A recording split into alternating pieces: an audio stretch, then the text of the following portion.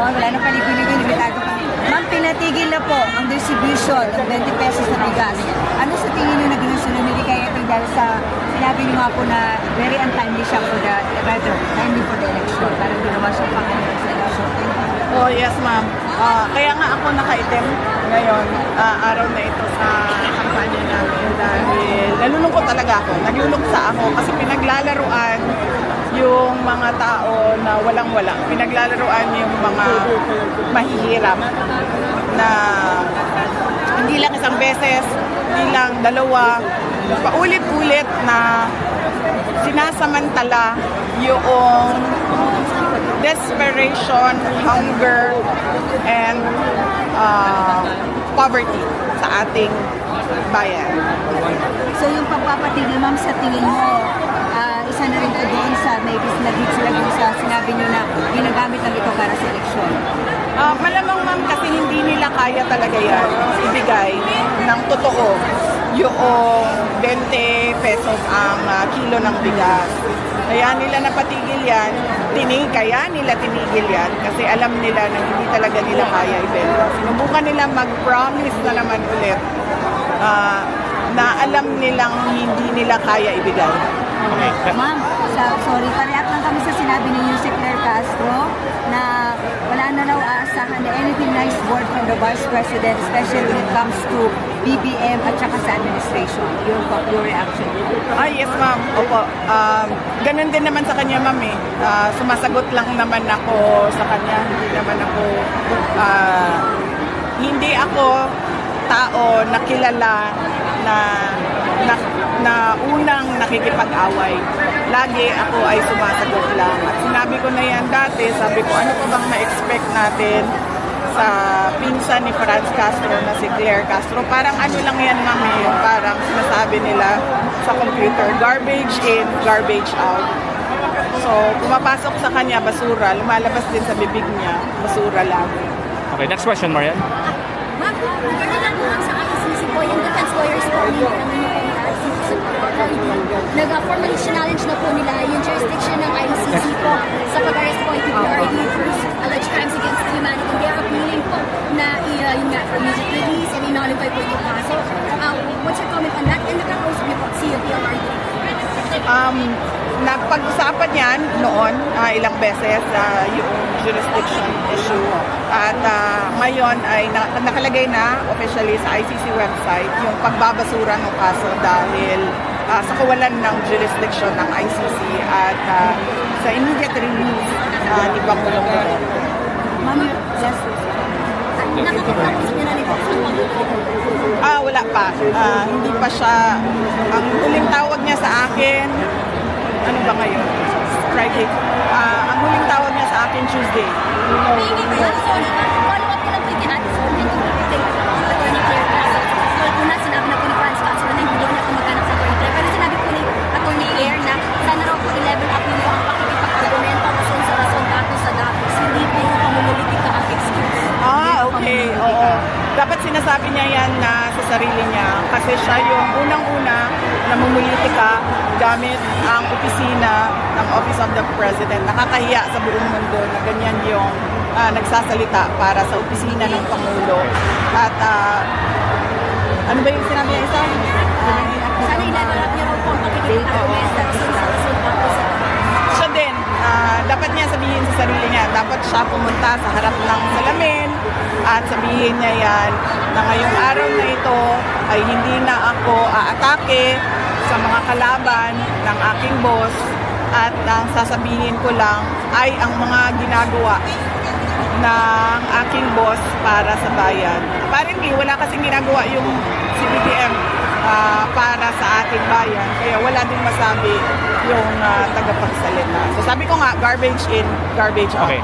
Next question, ma'am. You have a question?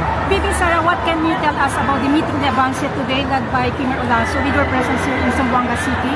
And you also mentioned na dapat kikilangin talaga ang kandidato, lalo na ang kandidato nito anong meron. At saka hanapin ang kulang sa earth at sa tahapan. Yes ma'am, oo. Kasi narinig ko kanina, tinatanong ko yung mga tao kung magkano natanggap nila sa AKAP. Sabi nila 1,000. Tapos, tinanong ko kung magkano tanggap nila sa AIC, sabi nila 2,000. Wala namang akap na 1,000 at AIC na 2,000. Ma'am, kahit saan mo tingnan sa budget at sa DSWD. So, dapat yung mga tao dito sa Zamboanga City, hinahanap nila na saan na ba yung kulang o balanse noong akap na hindi nila natanggap. At saka yung AIC na nawawalang 8,000 pesos.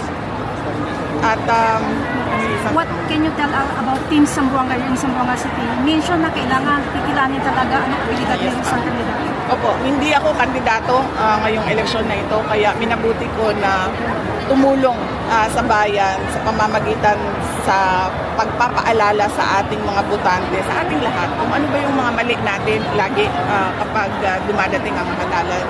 Unang-una, yung pag natutuwa tayo, sumasayaw, kumakanta, binoboto na kaagad natin. Hindi natin tinatanong kung ano ba mga pangako nito, ano bang nagawa nito noon, ano bang nasabi nito noon na nagginawa na niya ngayon. Pangalawa, yung mga malalaking politiko na pamilya. Sabi ko nga, hindi dahil Sara Duterte yung nakatayo dyan, ay automatic ang boto ninyo. Tinatanong ninyo ano bang abilidad, ano bang kapasidad ng tao na yan. At pangatlo, yung paulit-ulit ma'am na vote buying. Nakailang eleksyon na tayo na tumatanggap ang mga tao ng 100, 200, 500, 1,000. Pero ganito pa rin ang bayan natin. In fact, worse. Mas malala pa yung problema natin ngayon sa illegal na droga, sa kriminalidad, sa kagutuman, ma'am, ng mga tao at sa kahirapan. Next question, Queenie Casimiro, ABS-CBN.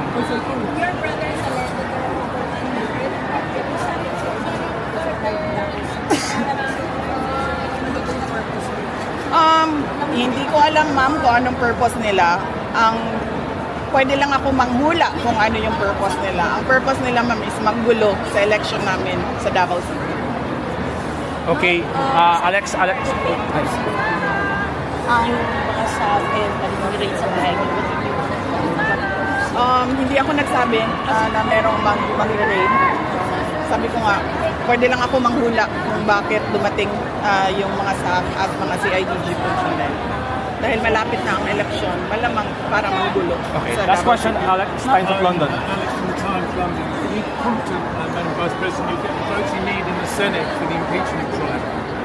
Are you confident you will get the senators elected you need to help you in the impeachment trial? I've not been thinking about that.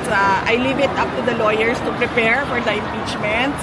They've been preparing for it since the moment one of the members of the House of Representatives announced that there will be an impeachment, and that was October 2023. So right now, I leave it up to the lawyers. Some commentators are saying that this election is because of the impeachment trial is a fight for your political life, your political survival, because you could be barred. Do you see it that way? No. No. As I said in the stage earlier, I will not talk about my impeachment because people might think that this is about my interest. I told them that you just leave the impeachment to me, and I am at peace. I am at peace whatever the outcome of the impeachment trial will be, whether it be acquitted or guilty. I have already accepted that, the two possibilities. This is about politicians and the administration promising to the people that they will deliver genuine public service. As an example, this is about the 20 pesos per kilo rice that was a promise in 2022 that they remembered yesterday, and now they've forgotten about it one day after. So this is about the hungry, the poor, and the oppressed. Okay, thank You mentioned kanina po sa stage about this big political catalyst. What are your thoughts po sa pagpapasa ng anti-political dynasties? Wala akong problema, ma'am, magpasa ng batas sa anti-political dynasty. Kasi ako man ay galing din sa ganyan na pamilya. At nakikita ko din kung paano nakukontrol yung politika sa buong Pilipinas dahil lang sa tumatakbo na lahat. Ang asawa, ang anak, ang pinsan, ang kapatid, lahat ay tumatakbo. Kahit walang abilidad, walang kapasidad para mamuno. Ma'am, latest sa Davao, yung amidst this mga issue na mag-rate ng CIDG, saan sa tingin niyo po ito nagbabayo? Yung ibang sinasabi could be from your local rival Last question. Davao, although PNP has already denied the said raid for CIDG. Well, sa raid, wala akong information. Pero kung meron mang raid, hindi din ako magtataka.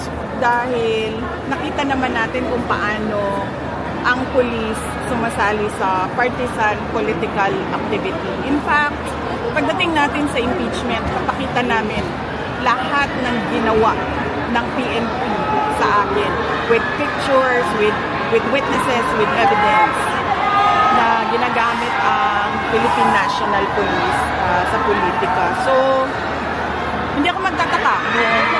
Mag-raid sila, magtanim sila ng ebidensya dahil meron naman tayong Arnie Tevez model na ginawa na nila sa isang kalaban din nila sa politika.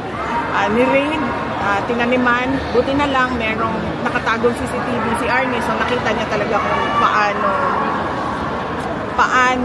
ang kawalang hiyaan na ginawa sa kanya. Thank you. What can you say about the problem now at Naiya, yung nagbala? Oh, ma'am! Dagdag na natin yan sa kagutuman, ma'am. Laglag bala at droga. Thank you. Kasi may mga statement yung House leaders. So, provided po doon sa budget po na ipinasala po ng puno ng korupsyon, you're saying tama na raw po yung pamumulitika, diversionary tactic na raw po. Sagutin na lang daw po yung issue raw po ay confidential funds. Yung pagkasta po nila. Naku, hindi issue ang confidential funds dahil nag-file na sila ng impeachment. So, wag nila balik-balikan ang confidential funds dahil para sa kanila, that is already a closed issue dahil nag-file na sila ng impeachment. Pero hanggang ngayon, meron pa rin blanco sa mga budget natin na tinatanong doon sa Supreme Court. Meron pa rin question sa paglilipat ng pondo ng PhilHealth. So, dapat sila ang sumagot, dapat ang administrasyon ang sumagot. Thank you. Salamat.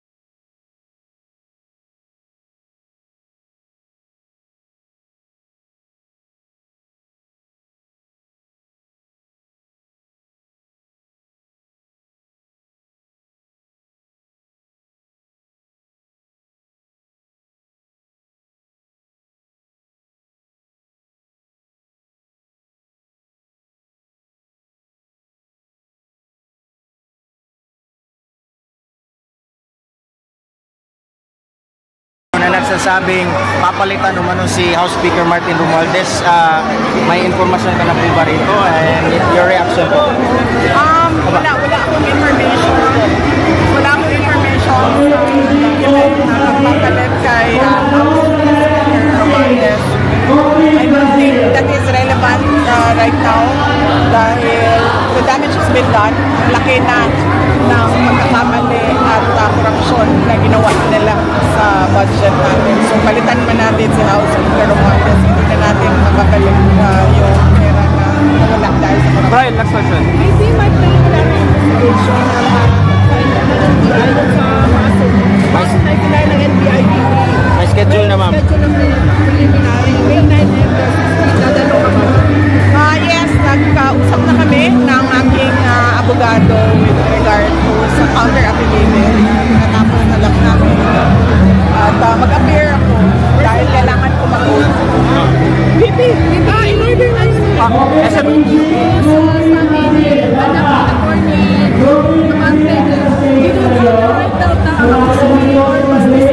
At sirain ang kanyang ama dahil wala naman daw po kayong natulong sa kanyang distrito. Opo. Hindi po ako ang nauna. Una pong sinira ni Abante ang pangalan ko ng walang rason. At baka nakakalimutan nila, isa sa mga extension offices ng Office of the Vice President ay nasa syudad ng Maynila. Nandoon sa isang barangay hall nila. Ang kinikater nun ay ang buong syudad ng Maynila. Extension office yun ng PAG namin o Public Assistance Desk namin sa Office of the Vice President. Last question. Nasa syudad ng Maynila, tinanggalan nila ng budget. Last question, Brian. May investigation may sila ni DBM itong prime water na pagmamayari ng mga bilyar. Sa tingin mo may kinalaman kayo sa pag-endorse mo kay Camille? Malamang, dahil lahat naman ng galawan ngayon ng administrasyon ay dahil sa politika. So wala na akong nakita na ginawa ng administrasyon na ito para sa kapayapaan at kaunlaran ng ating bayan. Kundi lahat ay pag-atake lang sa politika at sa mga taong hindi nila kaya takutin at hindi nila kaya bilhin. Bibi, Last question. ratings mo after research, trust ratings tumaas, ano masasabi? Una-una, nagtataka ako dahil tumaas ang ratings ko. Kahit araw-araw ang paninira sa akin at sa aming pamilya. At nagpapasalamat ako dahil nandyan pa rin ang taong bayan na sumusuporta sa akin, sa aking mga kasamahan at sa aming opisina, ang tanggapan ng pangalawang Pangulo. At yun. Kailan ka babalik sa Taguig? During my birthday, hindi ko lang alam kung ano yung exact dates dahil wala pa kami nagawa na mga pagbili ng this month, yes. Yung schedule mo sa Mindanao, kailan at saan? Bukas, after this week. This week. Kasi Mag-announce si Jessie. Jessie na mag-announce. Kasi hindi din niya alam. Kanina lang niya nalaman sa CR. Pumipila kami sa CR. Kanina lang niya nalaman na merong rally ngayon. So, hindi Thank you. kasalanan ni Jessie.